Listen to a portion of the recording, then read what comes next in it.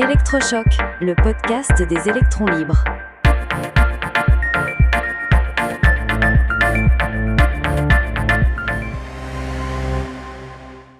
Anna Ricci, l'écologique.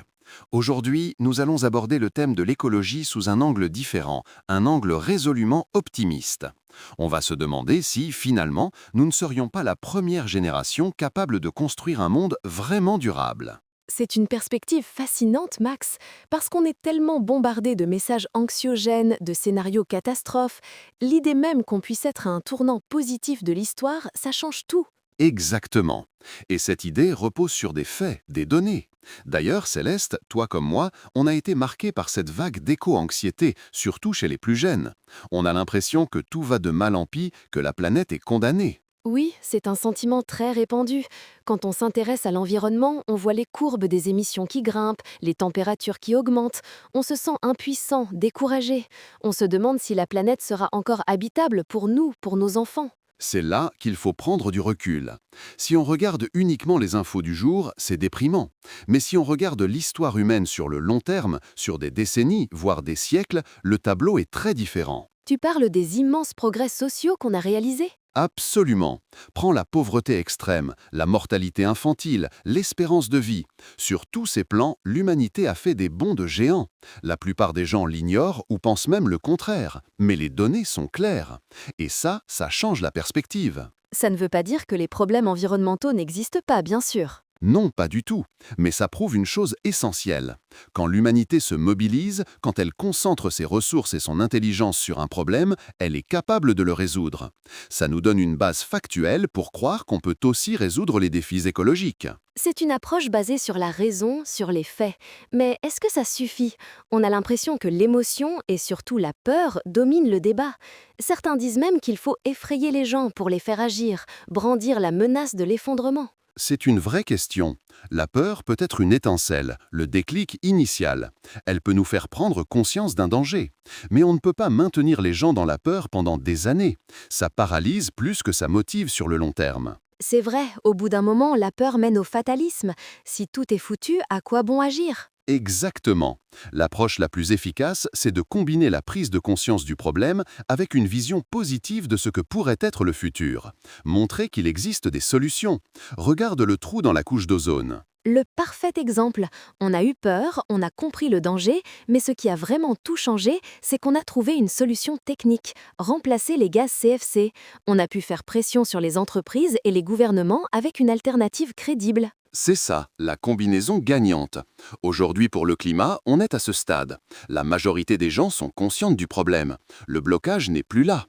La vraie question maintenant, c'est, avons-nous des solutions ? Sont-elles abordables ? Sont-elles efficaces ? Et c'est là qu'on en vient à cette idée de première génération durable. C'est un concept fort parce qu'il remet en question l'idée d'un passé idyllique, d'un âge d'or où l'homme vivait en harmonie avec la nature. Oui, c'est un mythe. Le monde n'a jamais été durable. Si on définit la durabilité comme le fait d'offrir une bonne qualité de vie à tous les humains tout en ayant un faible impact environnemental, alors on ne l'a jamais atteinte. C'est vrai, nos ancêtres avaient un faible impact, c'est un fait. Mais à quel prix ? La moitié des enfants mouraient avant d'atteindre l'adolescence, l'espérance de vie était très basse. Ce n'est pas un modèle souhaitable. Puis, avec la révolution industrielle, on a massivement amélioré les conditions de vie, mais au détriment de l'environnement. On a fait basculer la balance dans l'autre sens. Et donc, l'idée, c'est que nous sommes aujourd'hui, pour la première fois dans l'histoire, à un point où l'on a les connaissances et les technologies pour réussir les deux en même temps, améliorer la vie de 8 milliards de personnes et réduire notre impact environnemental. C'est exactement ça. C'est ce qui rend notre époque si particulière. On a les cartes en main. Mais certains diront que c'est impossible dans notre système économique actuel, basé sur la croissance, que pour sauver la planète, il faut la décroissance, renverser le capitalisme. C'est un argument qu'on entend beaucoup, mais il faut être pragmatique. D'un point de vue politique, proposer aux gens de devenir plus pauvres pour sauver le climat, c'est un message qui ne passera jamais. C'est une impasse. Et puis, est-ce que c'est vraiment nécessaire ? Historiquement, croissance économique et émissions de CO2 étaient liées, parce que notre énergie venait des combustibles fossiles. Voilà, mais ce lien est en train de se briser.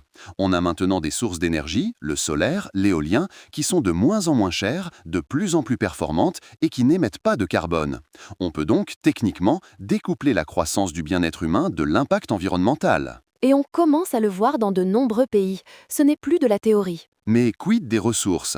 Pour construire tous ces panneaux solaires, ces éoliennes, ces batteries, il faut extraire des minerais. On déplace le problème, non? C'est une critique légitime, mais il faut comparer ce qui est comparable. Le système actuel repose sur l'extraction de 15 milliards de tonnes de combustibles fossiles chaque année. C'est un flux continu qu'il faut sans cesse renouveler. Alors que pour les renouvelables? C'est un investissement initial. On extrait des matériaux pour construire une infrastructure qui va ensuite produire de l'énergie pendant 20 ou 30 ans sans rien extraire de plus. C'est un stock, pas un flux.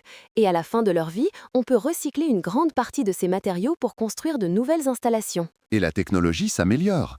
On utilise de moins en moins de matériaux pour produire la même quantité d'énergie.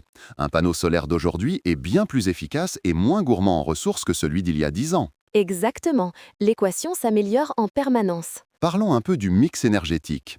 En France, on a le nucléaire, qui est bas carbone. Mais on entend souvent dire que construire de nouveaux réacteurs coûte trop cher et prend trop de temps. C'est le grand défi des pays occidentaux. Historiquement, la France a construit son parc nucléaire rapidement et à un coût maîtrisé. Aujourd'hui, on n'y arrive plus. Les coûts et les délais explosent. Seule la Chine ou la Corée semblent encore capables de le faire efficacement. Donc, même si le nucléaire est une option intéressante pour assurer une production stable, la réalité économique pousse vers un mix avec beaucoup plus de renouvelables, comme le solaire et l'éolien. Oui, et c'est là qu'intervient un autre défi, la gestion du réseau. Quand il y a beaucoup de soleil, on produit parfois plus d'électricité que ce dont on a besoin. On voit apparaître cette fameuse courbe en forme de Batman où on perd de l'énergie en milieu de journée. Et les sceptiques disent « Voyez, ça ne marche pas. Pourquoi construire plus de solaire si on en gaspille déjà ?» La réponse, c'est le stockage et la flexibilité. Il ne s'agit pas juste de remplacer une centrale à charbon par une ferme solaire, il faut repenser tout le système. C'est-à-dire, ça veut dire utiliser l'électricité quand elle est abondante et bon marché. Par exemple, en rechargeant les voitures électriques en milieu de journée. La voiture devient une sorte de batterie sur roue qui absorbe le surplus. Ça veut dire développer des batteries stationnaires. Ça veut dire adapter notre consommation. C'est un changement de paradigme. C'est un récit plus complexe à expliquer que on appuie sur un bouton et ça marche. Et ça m'amène à une autre question.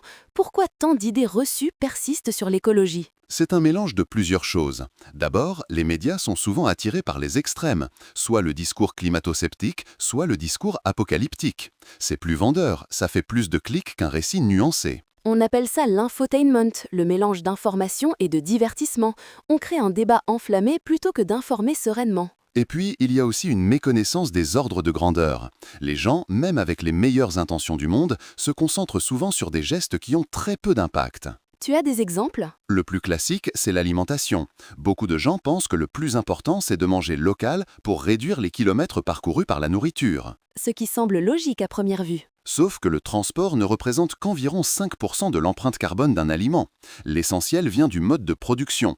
Manger du bœuf, même produit à côté de chez soi, aura toujours un impact bien plus élevé que de manger des lentilles importées de l'autre bout du monde. Ce qu'on mange est beaucoup plus important d'où ça vient. C'est contre-intuitif. Un autre exemple ? Les sacs en plastique, on est tous devenus très vigilants là-dessus. On vient avec nos sacs réutilisables et c'est bien. Mais l'empreinte carbone de la nourriture que vous mettez dans ce sac est des milliers de fois supérieure à celle du sac lui-même. On se focalise sur le détail et on oublie l'essentiel. Donc, si on veut vraiment agir, sur quoi faut-il se concentrer au quotidien ? Pour la plupart des gens, il y a deux postes principaux qui comptent pour 80% de leur impact. Le premier, c'est le transport, la voiture thermique et l'avion. Passer au vélo, au transport en commun ou à la voiture électrique change radicalement la donne. Et le deuxième ? Le logement, c'est le chauffage en hiver ou la climatisation en été. Remplacer une vieille chauffière à gaz par une pompe à chaleur ou bien isoler sa maison, ce sont des actions massives. Le reste, éteindre les lumières, débrancher son chargeur, c'est bien, mais ça joue sur les 20% restants. Il faut donc se concentrer sur le gros du gâteau. Exactement. Un dernier sujet qui fait beaucoup parler et qui suscite autant d'espoir que de crainte. L'intelligence artificielle. Est-ce que l'IA va nous sauver ou au contraire plomber nos efforts avec sa consommation d'énergie ? Là encore, la réalité est entre les deux extrêmes. On entend beaucoup que les centres de données et l'IA consomment une quantité astronomique d'électricité. En réalité, tous les data centers du monde, c'est environ 1,5% de l'électricité mondiale. Et l'IA n'est une petite fraction de ça. Donc, on surestime largement le problème. Oui, on se focalise sur ce petit pourcentage en oubliant les 99% restants. Poser une question à ChatGPT, en termes d'énergie, c'est l'équivalent de regarder Netflix pendant 6 secondes. C'est négligeable à l'échelle individuelle. Et surtout, on oublie que l'IA peut aussi être une solution. Absolument. L'IA est déjà utilisée pour optimiser les réseaux électriques, pour rendre les prévisions météo beaucoup plus précises, ce qui est crucial pour l'agriculture par exemple. Elle peut aider à optimiser l'extraction minérale, à découvrir de nouveaux matériaux. Les gains d'efficacité permis par l'IA pourraient bien compenser et même dépasser sa propre consommation d'énergie. Pour conclure, Max, si tu devais retenir un grand espoir et un grand défi dont on ne parle pas assez. Le grand espoir, c'est la vitesse de la transition énergétique. C'est spectaculaire. Chaque jour ou presque, on a une bonne nouvelle. Le coût du solaire qui continue de chuter, le déploiement des voitures électriques qui explosent en Chine et ailleurs, la construction de parcs éoliens géants, les choses bougent à une vitesse qu'on n'imaginait pas il y a encore 5 ou 10 ans. Donc, le message final, c'est que non, tout n'est pas foutu. Loin de là. Exactement. Les problèmes sont immenses, mais pour la première fois, on a des solutions viables, abordables et qui se déploient à grande échelle.